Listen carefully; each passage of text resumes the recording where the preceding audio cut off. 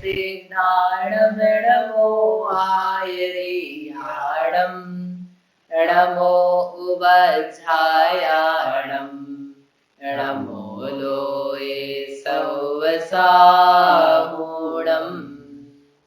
नमः श्रीवर्धमानाय निर्धूतकलिलात्मने सालोकानां त्रिलोकानां यद्विद्यादर्पणायते।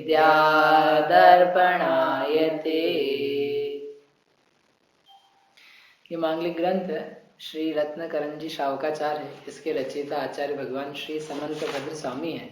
इसके शिक्षाव्रत अधिकार में चतुर्थ शिक्षाव्रत वैयावृत्य, वैयावृत्य यानी दान देना, मुनिराज को आहार आदि का दान देना, वह मुख्य रूप से वैयावृत्य में लिया है। तो यहाँ अपन देख रहे थे उसकी विधि क्या है। तो तीन चीजें बता रहे थे, एक तो है दातार देने वाला, और दूसरे हैं पात्र जिनके लिए दान दिया जा रहा है, और तीसरा है जो विधि है जिस विधि के द्वारा दान दिया जा रहा है। तत्वार सूत्र है ना, उसमें भी सूत्र है, दो सूत्र है दान के बारे में सातवें अधिकार में। अनुग्रहार्थम स्वस्याति सर्वो दानम, एक तो दान की परिभाषा का लक्षण रूप सूत्र है। अनुग्रह के लिए अपनी स्वयं की वस्तु का, धन का त्याग करना, उसका नाम था दान।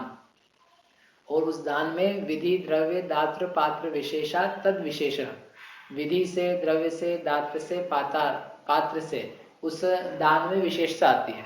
तो उन्हीं को यहाँ पर तीन रूप में ले लिया। एक जो है वो गौण रूप में, उसकी भी चर्चा करेंगे। तो अभी तक अपन ने ये देखा कि वो दातार कैसा होना चाहिए। क्या बताया दातार के लिए मुख्य गुण? 7 गुणों से सहित हो। उसके भक्ति, तुष्टि, सात्विकता, निरंकारता, अलोलुपता, ऐसे जो गुण है विशेष, वो उसके प्रकट होवे, जिसके कारण से उस दान में समीचीनता बने, भक्ति, श्रद्धा वगैरह। उसके बाद में यहाँ पर एक और चीज दी है, शुद्धेन पद। एक बार गाथा पढ़ते अपन श्लोक साथ में। नव पुण्य ही प्रतिपत्ति सप्त गुण समाहितेन शुद्धेन अपसूनारंभाणाम आर्याणाम मिष्यते दानम। जो पहली लाइन की शुरू के दो शब्द हैं, सप्त गुण समाहितेन, 7 गुणों से समाहित हो, भरा हुआ हो, उससे परिपूर्ण हो, ऐसे एक विशेषण वो समझा। दूसरा है शुद्धेन, शुद्ध हो। शुद्धता से तात्पर्य क्या है? तो आचार्य देव ने कहा कि शुद्धता अनेक प्रकार की है। यहाँ पर शुद्धता से प्रयोजन है कुल संबंधी शुद्धता, आचार संबंधी शुद्धता और शरीर आदि संबंधी शुद्धता। जैसे कुल की शुद्धता, कुल की शुद्धता यानी उसका कुल उज्जवल हो, दान देने के योग्य उसका कुल हो। जितने जैन है वो सब ऐसे ही दान देने के योग्य कुल वाले हैं, परंतु जैन में भी वह जाति से उसका संकर नहीं हुआ हो, यानी जिसके कहते हैं ना विवाह, अंतर जाति विवाह हो जाना, इंटरकास्ट मैरिजेस, तो फिर वो दान के लिए योग्य नहीं रह जाते, क्योंकि उसका संकर हो जाना नहीं, मिक्स हो जाना, वो मिक्स हो गए। अब वैसे परिणाम रह नहीं पाते, बाह्य शुद्धि नहीं है ये। परिणाम तो उसके हो सकता है अभी भी दान देने संबंधी उज्जवल आदि कदाचित बन जाए, परंतु वह दान देने के लिए योग्य उसका बाह्य शुद्धि नहीं रहेगी। 2 प्रकार से शुद्धियां मानी जाती है, बाह्य शुद्धि और अंतरंग शुद्धि। अंतरंग यानी अपने परिणाम की शुद्धि, बहिरंग यानी जो द्रव्य क्षेत्र काल भाव है उन संबंध को लेकर के शुद्धियां हैं। जैसे भोजन शुद्ध भी हो आपका, एक क्षेत्र ऐसा है जहाँ पर हिंसा अधिक हो रही है, तो उस क्षेत्र पर बैठ करके यदि भोजन करें तो वो शुद्ध भोजन है कि नहीं? नहीं, हमारे भाव में शुद्धता है, कषाय नहीं है, हिंसा नहीं है, संयम के लिए ग्रहण कर रहे, और अपने घर का ही बना हुआ है, प्रासुक भी है, तो उसको हम ग्रहण करें तो वो भोजन भी लेकिन कैसा कहलाएगा? अशुद्ध ही कहलाएगा, क्योंकि जो क्षेत्र है वो क्षेत्र योग्य नहीं था, लेने लायक नहीं था। वहां तो कलुषता का वातावरण था, वहां तो हिंसा अधिक हो रही थी, शव अधिक थे। ऐसे स्थान पर भोजन कर लेना वह शुद्ध भोजन नहीं कहलाता है। शुद्ध भोजन मात्र हो जाने से शुद्धता नहीं रहती है। इसलिए जैसे बहिरंग शुद्धि का ख्याल अन्य काल में अन्य वस्तुओं के बारे में देखा जाता है, वैसे यहाँ दान में कुल संबंधी शुद्धता भी महत्वपूर्ण होती है। इसलिए ये जो अपन मना करते हैं ना, जैन है तो आप भाई जैन से ही विवाह करो, जैनेतर से ना करो, तो लोग कहते हैं क्या फर्क पड़ता है? कि फर्क तो ये पड़ता है कि आप दान के अब योग्य नहीं रह गए, दान की अपात्रता होगी अब कितने काल के लिए, जीवन भर के लिए। जैन के अलावा कोई भी मतलब, हाँ, जैन के अलावा अन्यत्र आप विवाह करो तो अब दान की पात्र नहीं रहेगा। मुनिराज दान नहीं लेते ऐसे, मतलब वो पता ही नहीं व्यक्ति को कि ऐसा भी होता है। कहीं तो ऐसे हैं कि जिनको पता भी नहीं है, किन्हीं को पता भी हो तो उस वक्त वो बचपन में क्या कह लेता है, 20-25 साल के तो बच्चे होते हैं, तो वो कहते क्या है कि क्या फर्क पड़ता है, नहीं जिसको लेना होगा वो ले, नहीं लेना होगा तो नहीं लेंगे, हम तो देना चाहते हैं, नहीं लेंगे तो हम क्या करें इसमें। तो उसका परिणाम ऐसा उल्टा कुतर्क रूप आता है। लेकिन वो भला व्यक्ति ये नहीं जानता कि अभी तो ये ऐसा बोल रहा है, लेकिन जीवन के 5, 10, 15, 20 साल बीतेंगे तब भी क्या तुम्हारे धर्म के प्रति और मुनिराज आदि के प्रति ऐसे ही परिणाम रहेंगे। तुम्हारे परिणाम भी कोमल होंगे, चेंज होंगे। तब तुम सोचोगे कि मुझे आहार का दान देना है, मुनिराज की सेवा आदि करनी है। तो उस समय तुम जब नहीं दे पाओगे तब तुम्हें उस पूर्व कार्य का कितना पछतावा होगा, पश्चाताप होगा उसका कि हमने क्यों बात नहीं सुनी, बताया भी था, कहा भी था, लेकिन मैंने इस प्रकार से नहीं माना और अन्य प्रकार से विवाह कर लिया, भिन्न जाति में विवाह कर लिया। विवाह तो तुम्हारा वैसे भी हो जाएगा, विवाह की कौन मना करता है। उस विवाह से कि अन्य जाति में करा कि सजाति में करा, तेरे विवाह संबंधी गृहस्थी में क्या फर्क पड़ने वाला। लेकिन वो तात्कालिक ऐसा दिमाग में नशा चढ़ता है कि नहीं अपने को तो इधर ही करना, नहीं हो रही यहाँ पर, नहीं मिल रहा है तो अन्यत्र कर लो। हमने तो ऐसे अच्छे अच्छे लोग भी देखे हैं जो कहते हैं कि अन्य जगह नहीं हो, जैनों में नहीं हो रही है तो हम विवाह नहीं करेंगे जीवन भर। विवाह करना जरूरी नहीं हमारे लिए, लेकिन यदि होना है तो जैन कुल, जैन परिवार में जो सदाचारी, संस्कारी हो, योग्य हो, धर्म के प्रति श्रद्धालु हो, वह मिले तो हम करें और नहीं मिले तो नहीं करें। विवाह महत्वपूर्ण है कि धर्म महत्वपूर्ण है, इसका निर्णय करके रखना। अपने अब आपके तो ही गए बच्चे वगैरह के लिए ध्यान रखना। शिक्षा संस्कार जो है ना वो जाना चाहिए उसमें कि जैनत्व तो मिलना और जैन कुल में उत्पन्न होके जैन बने रहना, ये कितनी बड़ी बात है।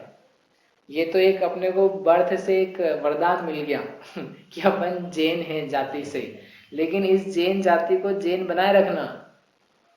हम गए माता जी के पास, सुशीलमती माता जी ना, बीच में गए थे एक बार, तो माता जी ने 3-4 बातें कही थी कि हमेशा इसके लिए वो रहना चाहिए, अपने को योग्य बने रहना चाहिए। ब्रह्मचर्य सदा काल के लिए रहे, इसी भाव के लिए नहीं। अब जितने सारे बच्चे हैं भाव, 1, 2, 4, 5 जितने भी, उन सारे में अपने ब्रह्मचर्य के ऐसे भाव हो कि पूरा ब्रह्मचर्य ही चलेगा। लोग क्या लेते हैं, इस भाव का ब्रह्मचर्य, इस भाव का नहीं चाहिए, अब हम हमेशा के लिए ब्रह्मचर्य। और एक कहा था उन्होंने, दान के लिए हमेशा पात्र बने रहना, यानी हम दान दे सकें उसके लिए पात्र बने रहना, ये एक उपलब्धि है। आप देखो कदाचित दान ना दो रोज, वो एक अलग बात है, लेकिन आप पात्र बने हुए हो तो दान देने के भाव और दान देने की क्रिया बन तो सकती है ना। अब जो पात्र ही नहीं है वो बेचारा भाव भी कैसे करेगा, वो भाव करेगा ग्लानि रूप कि मैं दान तो देना चाहता हूँ परंतु क्या करें, हम दे नहीं पाएंगे, दे नहीं सकते क्योंकि अपना इस प्रकार से संबंध अधिक हुआ। तो वह फिर ग्लानि में ही सारा परिणाम जाएगा, दान देने का भाव भी नहीं आ सकता। इसलिए अपन स्वयं और अपने घर के लोग, बच्चे वगैरह, भाई बहन जो भी हैं, वह इस बात का विशेष ध्यान रखें कि दान के लिए अपन पात्र बने रहें। तो ये है कौलिक, कुल संबंधित शुद्धि। जाति में कोई दोष नहीं लगा हुआ हो, घर के परिवारों के ऊपर, घर आपके ऊपर कोई ऐसे अपराध रूप दोष नहीं लगे हुए हो, जेल वेल नहीं होके आया हुआ हो, ये सब शुद्धि है, कुल संबंधित शुद्धि। दूसरा है आचारिक शुद्धि, आचार संबंधी शुद्धि। आपका आचार, आपका जो जीवन है, आचरण, चरित्र, बाह्य साधारण चरित्र, वो ठीक हो। ऐसा नहीं हो कि यहाँ तो तेरे मुनिराज को आहार दान और वहां जाकर पहुंच गए 5 स्टार होटल में बैठ के भोजन कर रहे, कि यहाँ तो तुम शाकाहारी प्रासुक आहार महाराज को दे रहे हो, मन शुद्धि वजन शुद्धि सब कह रहे हो, और तुम्हारा जीवन तो ऐसा कि मांसाहारी स्थान पे जाके खाते हो। नहीं, आप नहीं खा रहे मांस, इतना तो गिरा हुआ हम नहीं समझ रहे, लेकिन उस स्थान पे जा रहे हो। 5 स्टार होटल में दोनों छुट्टी मिलती है, 5 स्टार मिलती है, उसका नाम ही 5 स्टार इसलिए। 5 स्टार में नहीं मिलेगी तो क्या उसको 2 स्टार हो जाएगा वो। अच्छा। 3 स्टार 4 स्टार इन सबके एक लेवल्स हैं, रेटिंग्स हैं इनकी, कि क्या क्या सुविधाएं आपके यहाँ रहेगी तो आपको 5 स्टार बोलेंगे। तो फाइव स्टार में क्या क्या सुविधा रहेगी? सब सुविधा रहेगी, सब सुविधाएं रहेगी वहाँ पर। एसी रहेगा, नॉनवेज रहेगा, बियर बार रहेगा, जैसा जैसा भोजन आप चाहते हो सब उपलब्ध रहेगा। उसका नाम फाइव स्टार है। ऑफ कोर्स, सुविधाओं से संपन्न हर प्रकार की, लौकिक भौतिकवादी, उनको बोलते हैं फाइव स्टार। आप देख लो ना ऑनलाइन सब उसके होंगे स्टैंडर्ड्स हैं ये तो। नहीं तो हर कोई व्यक्ति बोलेगा मेरा होटल 5 स्टार है। नॉर्मल होटल का भी त्याग है और अच्छा है, मैंने तो भी जानकारी की। तो ऐसा आचार नहीं है। ये तो एक मोटा मोटा उदाहरण दिया। और ऐसे ही कोई सिगरेट पीने वाला हो, दिमाग 5 स्टार मतलब अच्छी होटल। अच्छी होटल नहीं, 5 स्टार वाला अच्छी नहीं। 5 स्टार मतलब कि अपने जाने देखने लायक नहीं, लोगों के लिए अच्छी कहलाती है। 5 स्टार होटल मतलब बहुत बड़ी कोई चीज। भैया पाप से बचे समझना नहीं गए। ऐसी जगह जाकर के अपना धन आप शाकाहार में भी लगाओ तो गया तो पाप में ही है ना। ऐसी जगह बैठना ही, सांस नहीं निकले अपनी तो वहां बैठ जाओ कि कैसे सांस लें। क्षेत्र ही जाने योग्य नहीं। कुछ क्षेत्र हम कहाँ गए, बेंगलोर गए थे तो वहाँ एक था, वो पता नहीं कौन सा होटल, लीला पैलेस कुछ तो था। हाँ लीला पैलेस ही था। तो कई भाई लोग बोले देख लो, वो अंकल एक थे बोले देखो बहुत अच्छा लोग आते हैं विदेशों से देखने की, क्या देखना है इसमें, इसमें ये जो रचनाएं हैं घर वगैरह की, उसकी लाइटिंग वगैरह लेकर के होगा क्या, वो सब बाकी दुनिया भर के इसमें क्या क्या खिलाते पिलाते हैं, क्या क्या बनता है पकता है, अपने को नहीं देखना, ना समय है देखने का और ना रुचि है। हम उधर गए थे, ह्यूस्टन में थे। वहाँ ह्यूस्टन में खैर वो धर्म इससे संबंधित नहीं था, वहाँ धर्म का था, स्वामी नारायण का टेम्पल था। तो जो साधर्मी लोग थे वो बोले कि चलो आपको दिखा लेते हैं। क्या दिखाओगे? बोले एक मंदिर है बढ़िया, जैन मंदिर, इस मंदिर को छोड़ के भी एक और मंदिर है। बोले नहीं नहीं, स्वामी नारायण का टेम्पल। ये स्वामी नारायण के टेम्पल में हम क्या करेंगे जाके? बोले नहीं अच्छा लोग देखते हैं। मैं मेरे को नहीं देखना, 10 लक्षण का समय अपन प्रवचन के लिए है कि दूसरे के मंदिर जाए। नहीं गए। फिर भी वो एक दिन घुमाते घुमाते वो ले गए। बोले देखो ये है। मैंने क्या आपको मना किया? फिर भी ले आए। चलो हमको नहीं देखना है। ये अस्थान अनायतन में जाकर के हमें क्या लाभ होने वाला? हमारे मंदिर कम पड़ रहेगा देखने के लिए, अपने घर में रह करके टाइम कम पड़ रहा है जो होटलों में जाकर के देखें। कैसीनो देखने जाते लोग, कैसीनो देख के क्या करेंगे? कितना बढ़िया कैसीनो, तो क्या तुमको खोलना है, खेलना है, क्या करना है? समय कहाँ लगाना, बुद्धि कहाँ लगाना? आपको चलचित्र या चीजें रंग बिरंगी देखनी हो तो आप सीनरी वगैरह देखो, उसकी इतने मना नहीं कर रहे, क्योंकि गृहस्थ जीवन है, कषाय वगैरह होती है, विषय भोग भी होता है, लेकिन कम से कम इतना निर्णय तो हो ना कि कहाँ जाना कहाँ नहीं जाना। कहीं भी चलो, गोवा घूमने गए तो एक एक बार घूम रहे, फिर है गोवा में कुछ है ही नहीं, और बोले गए काहे के लिए थे? बियर बार देख रहे हैं, वहां देख करके आप समझ नहीं पा रहे हो कि कितना बंध किया है पाप का। इस रूप बंध कि शराब के संयोग मिलेंगे। जो आप रुचि पूर्वक गए ना जिन जिन क्षेत्रों में, इसका मतलब वहां क्षेत्रों का बंध बांध करके आ गए कि मुझे यहाँ ये क्षेत्र, ये जगह, ये कैसीनो, ये होटल ये पसंद आई, ये मंदिर पसंद आया, तो उस जगह जाकर के कहो तो पैदा हो जाओ, उसी घर में पैदा हो जाओ। इसलिए कहाँ जाना और क्या भाव करना, इसकी बड़ी सावधानी रखनी लायक। कहो तो उस समय आयु बंध का काल हो और तुम्हारे परिणाम कितना अच्छा होटल है और तुम इस होटल के चपरासी बन के पहुंच जाओ, वेटर बन के पहुंच जाओ। ऐसी जगह नहीं जाना, भूल के भी जाना। हाँ 1 मिनट, अब 2 लोग बोल रहे हैं। बोलो हिमालय, 1 मिनट मिताली। हाँ बोलो। हेलो। हाँ बोलो हिमालय। हाँ भैया, ये नियम में थोड़ी है कि आयु बंद हो ही जाएगी वहां जाकर। नहीं हमने कब बोला? नियम थोड़ी है कि वहां जाके आयु बंद हो ही जाएगी। अरे तो आपने सुना नहीं क्या पूरा? मैंने बोला कदाचित आयु बंद का काल हो तो वहां आयु बंद भी जाए। मैंने ये थे ना बोला कि आप जाओगे तो आयु बंद ही जाएगी। ये तो हमने पहले ही शब्द प्रयोग किया है, कदाचित आयु बंद वहां हो तो। जी भैया जी। हाँ मिताली क्या कह रहे हैं?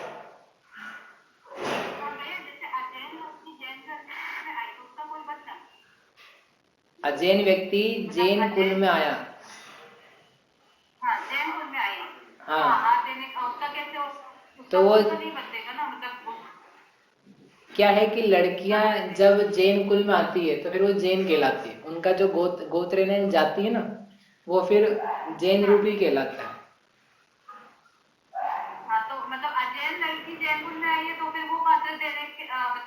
दे सकती है। नहीं नहीं, वो देते नहीं, वो कहलाएंगे तो जैन, क्योंकि वो वैसा है, लेकिन वो पात्र फिर भी नहीं रह पाते, क्योंकि वो अंतर जाति जो विवाह है उसको एक्चुअली पूरा ऐसे ही हतोत्साहित करने रूप से ये स्थिति है। मतलब वहां पर आहार दान की पात्रता बताए रह ही नहीं जाती, और अकेले उनमें नहीं रह जाती, वो उनके जो डिसेंडेंट्स हैं उनमें भी नहीं रह जाती।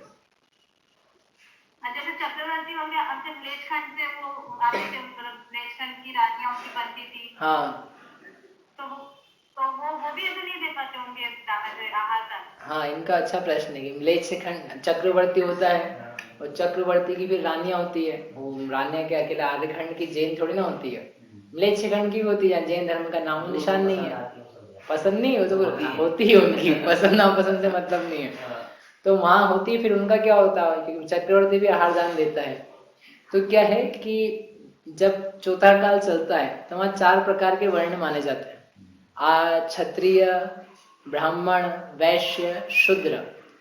तो उस समय विवाह की ऐसी व्यवस्था रहती है कि अपने अपने वर्ण में शादी होना चाहिए, अपने अपने वर्ण में, यानी क्षत्रिय की क्षत्रिय से, ब्राह्मण की ब्राह्मण से, वैश्य की वैश्य से, शूद्र की शूद्र से, तो वो आपकी जाति समानांतर मानी जाती है।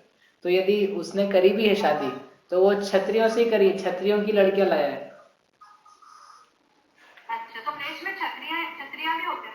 हाँ, वहां पर क्या राजा जो लोग हैं ना, तो राजा लोग जो लड़ा हैं तो सब क्षत्रिय माने जाते हैं, तो वो क्षत्रिय रूप हो, मतलब कर्म से होते हैं ना क्षत्रिय वगैरह, तो वहां पर भी जो राजा वगैरह हैं उनके क्षत्रियपना पाया जाता है, ऐसा। ठीक है। ठीक है, इतने से इतना समझना अपने को कि अंतर जाति विवाह के अंतर्गत नहीं फंसना, और ना किसी को फंसाना, ना किसी को ऐसी सलाह देने लगना। होता क्या है कि अपने तो हो गए, अपन दूसरे को, अब बेटा नहीं हो रही है शादी तो कर ले, ब्राह्मण में कर ले, क्या फर्क पड़ता है, कर ले दूसरे में भी कर ले, अब नहीं हो रही तो क्या कर सकते हैं, ये सलाह दो कि नहीं हो रही तो कोई बात नहीं है, जिन धर्म को छोड़ना वो योग्य नहीं। देखो उसके परिणाम अच्छे हो सकते हैं, कोई अजैन व्यक्ति जैन में आए तो लोगों के ऐसे तर्क भी होते हैं, वो भी जैन बनेगा, हो सकता है बने, लेकिन कोई उसकी नियामकता नहीं है, उसका भला हो, लेकिन उसके भले होने के कारण से हम अपना बुरा करें, ये तो कोई बात नहीं है। और फिर उसको जैन धर्म की प्राप्ति होनी है, यदि उसको करनी है तो वो वैसे भी कर सकता है ना। आपको जैन धर्म पालना है तो जैनी में शादी होकर के ही वो जैन धर्म पालन करेगा, ऐसा तो कोई नियम नहीं है, आप स्वेच्छा से भी कर सकते हो। एक के लाने के चक्कर में पूरे घर का वो हो रहा है ना। हाँ, एक जजेर बनने के चक्कर में घर के 5 लोग अजय हो रहे हैं। हाँ, इसलिए वो योग्य नहीं, उसको नहीं करना चाहिए। मतलब ये बहुत बड़ा दोष है। बाकी दोष ये कई लोग क्या कहते हैं, जैन की संख्या घट जाती है और जैन कम होते जा रहे हैं। हमको जनसंख्या से क्या प्रयोजन है, जनसंख्या बढ़ाने या घटाने से कोई हमारा प्रयोजन नहीं है जैनों का।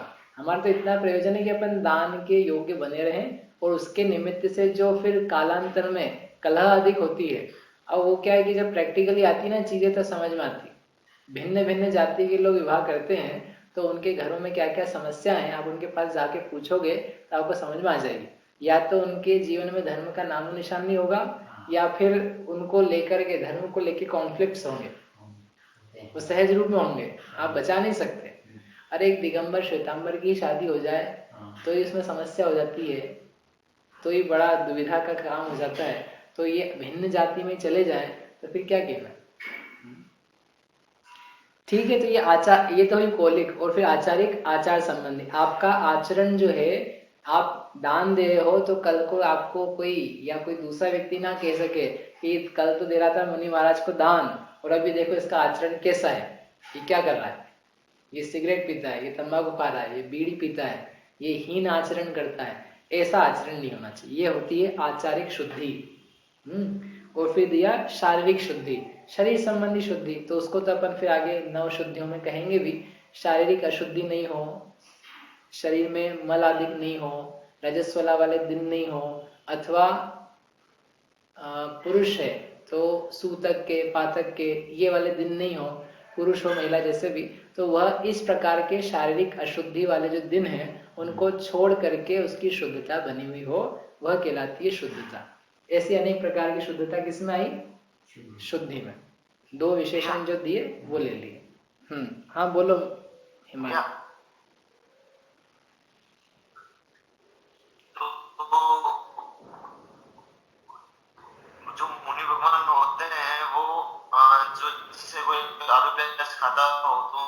भी गाने रहते होंगे ना।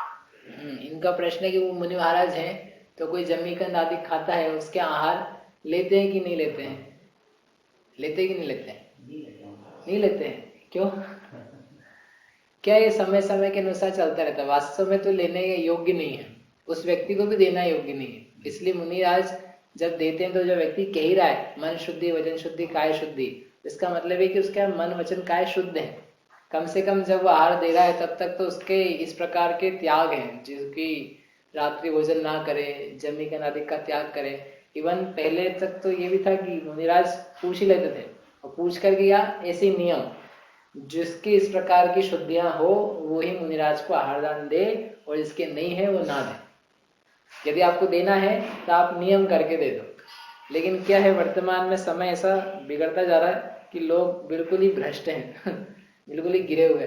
तो बोले अब देने वाले भी वही हैं, तो शुद्धि यथायोग्य बना कर आज कम से कम 1 साल का त्याग करो, 6 महीने का त्याग करो, 3 महीने का त्याग करो। इस त्याग पूर्वक आप होकर के फिर आहार दान दो, तो फिर वो देने लायक बनता। लेकिन अच्छा तो ये है, श्रेष्ठ राजमार्ग ये है कि सारे प्रकार के जो ये व्यसन है इनका त्यागी हो, वो देने योग्य है, वो दातार अच्छा है। ये बाकी दातार अच्छे नहीं है। ठीक है हिमालय, ठीक है भैया, दिव्य ओके। तो ये हो गई अपनी दातार संबंधी बात। अब अपन बात करते हैं पात्र की। पात्र कैसे हैं? अब वो कोई कहता है कि ये खुद ही बना लें, खुद ही बना सकते हैं मुनिराज से, इसलिए इन्होंने 2 चीजें दी कि जो आर्याणाम आर्य हैं अर्थात जो पात्र मुनिराज हैं वे कैसे हैं? अपसून आरंभाणाम, सून से अपगत और आरंभ से भी अपगत। सून क्या होते हैं? पंच सून कहलाते हैं, 5 सून। कौन कौन से 5 सून? चूल्हा, चक्की, बुहारी, परिंदा,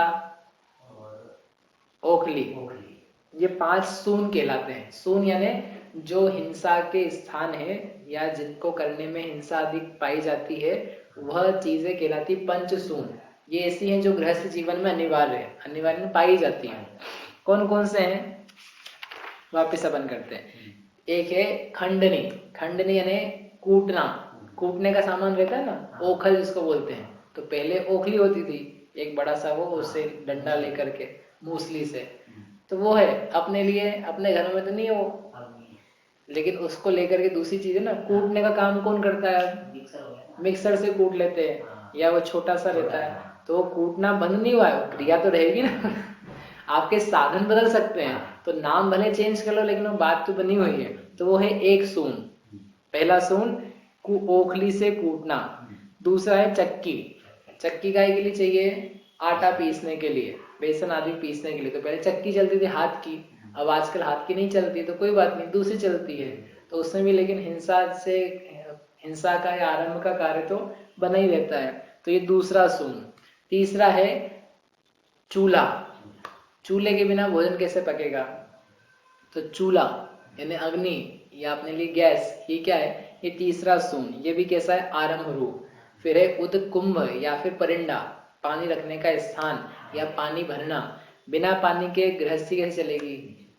बिना पानी के भोजन आदि कैसे बनेगा? तो वह है पानी भरना या परिंडा जिसको बोलते हैं अपने यहाँ, वह चौथा सून। और 5वां है बुहारी। घर में रहोगे तो धूल मिट्टी भी होगी, तो उसको भी साफ करना पड़ेगा। वो बुहारी लगाओगे तो उसमें सूक्ष्म जीव आदि हैं, उनकी हिंसा के प्रसंग बनते हैं, बन सकते हैं। तो ये जो 5 सून हैं, ये एक गृहस्थ के जीवन में होते ही। आप देख लो, नहीं तो गृहस्थी नहीं होगा। चौका होगा तो चौके में ओखली होगी, चक्की होगी, चूल्हा होगा, परिंडा होगा, और घर है तो बुहारी होगी, चौका है तो बुहारी होगी। तो ये 5 चीजें उसके जीवन में होती है, इन्हीं को बोलते हैं पंचसून।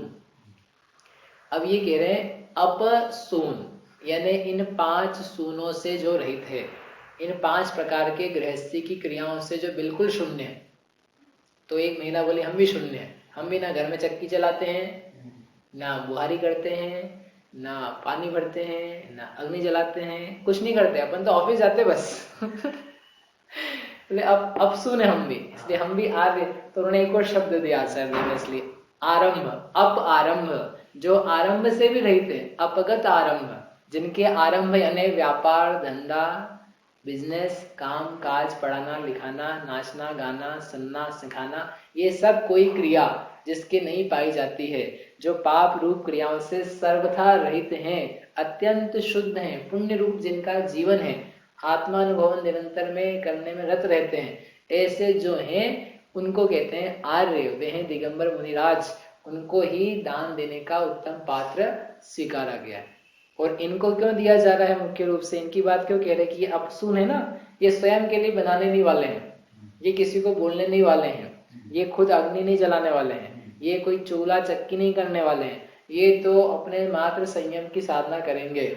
आपको बनती हो, आपको गरज हो तो आप इनको आहार दान दो, ताकि अपना धर्म सधे और इनका भी धर्म सधे।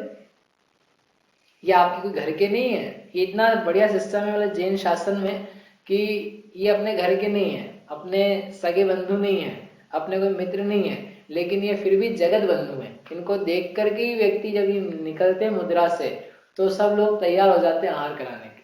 अपन निकल जाओ इस सड़क से, अपने परिचित लोग ही नहीं बुलाए कि भोजन का समय कर लो। और ये मुनिराज मुद्रा इनकी इतनी निश्चित कि जब ये निकले तो सब लोग नमोस्तु महाराज, अत्र तिष्ठ तिष्ठ, आइए आहार ग्रहण कीजिए, मन वचन काया शुद्धि, सब शुद्धि कहने के लिए तैयार हो। एक ही प्रयोजन की ये नहीं करेंगे, ये एक ही काम करते हैं, ज्ञान ध्यान तपो रत्न। इनके ज्ञान के ध्यान के और अपने तप में लीन रह करके आत्मा का कल्याण करने का ही उद्देश्य है, प्रतिज्ञा है, इसलिए इनको दान का उत्तम पात्र माना गया। ऐसे हैं मुनिराज, इनविटेशन से नहीं आएंगे, इनको इनविटेशन नहीं दिया ना। एक बार हम एक मंदिर में गए, वहां बाहर लिखा था कि आज इन अमुक महाराज जी का चौका इनके यहाँ लगेगा 11 बजे, सभी लोग पधारें, महाराज जी वहां पधारेंगे। मैंने कैसे जैसे लिखा, अब क्या लिखने वाले को अक्ल नहीं होती, उसको पता नहीं है, अब उसने तो लिख दिया अपने मन से महाराज आएंगे, इनका चौका है, इनका जाएंगे। अब इनका कैसे चले जाएंगे, जाएंगे विधि मिलेगी, निर्दोष होगा, प्रासुक होगा, नवधा भक्ति होगी, तो हो सकता है हो जाए, संभावना है कि हो जाए, लेकिन कोई जरूरी नहीं हो जाए। और तुम तो बिल्कुल निक्स फिक्स करके दे रहे हो, ये ऐसा लिखना योग्य नहीं, ऐसा पढ़ना भी ठीक नहीं है। आपको दिखे और आपकी कार्य क्षेत्र में हो तो उसको बदल दो। ऐसा लिख करके ये क्या है, जो मुनिराज का स्वरूप है उसको बिगाड़ा जा रहा है। मुनिराज ऐसे जाते नहीं कि वहां जाना है, महाराज वहां पहुंच जाना, वहां पर आपकी व्यवस्था करिए। ये क्या ऐसे निमंत्रण में आए हुए हैं क्या? महाराज निकलेंगे अपने हिसाब से विधि लेकर के, और जहां मिलेगी लेंगे, नहीं मिलेगी नहीं लेंगे। ऐसा लिखा है, चौके का सौभाग्य इनको प्राप्त हुआ है, ये लिखा है ऐसा था। चौका इनके घर है वो एक अलग बात है, मतलब यहाँ पर, लेकिन वो व्यवस्था के दृष्टिकोण से लिख दिया जाता है, लेकिन वो भी बेस्ट नहीं है, नहीं लिखना चाहिए। वो वैसे भी लिखा शावकों के लिए है, बताने के लिए कहाँ कहाँ पर उपलब्ध है। बाकी क्या है कि ऐसे नहीं लिखे तो ज्यादा अच्छा है। लगा ऐसा लगा निकलेंगे मुनिराज तो होगा उनका, हाँ वो क्या है, लेकिन कई जगह बहुत सारे हो जाते हैं, जैसे तो बहुत सारे हैं कि भाई आज इनका इनका इनका इनका, उस प्रकार की व्यवस्था के हिसाब से कर दिया जाता है। या कई जगह उनको लाइन लगानी पड़ती है, नाम नहीं लिखा है तो नंबर किसका डिसाइड हो, कहाँ पर कौन खड़ा हो इत्यादि। वो जो एक वर्तमान की व्यवस्था है उसके हिसाब से लिखा तो दोषपूर्ण नहीं है, लेकिन फिर भी चल सकता है। लेकिन ये आप लिखने लग जाओ कि कौन कहाँ जाने वाला है, ये तो बिल्कुल ही गंदा है, खराब है, दोषपूर्ण क्या महादोषपूर्ण, करने लायक नहीं है ऐसा। भैया हाँ भैया जो हाँ बोलो ना। मतलब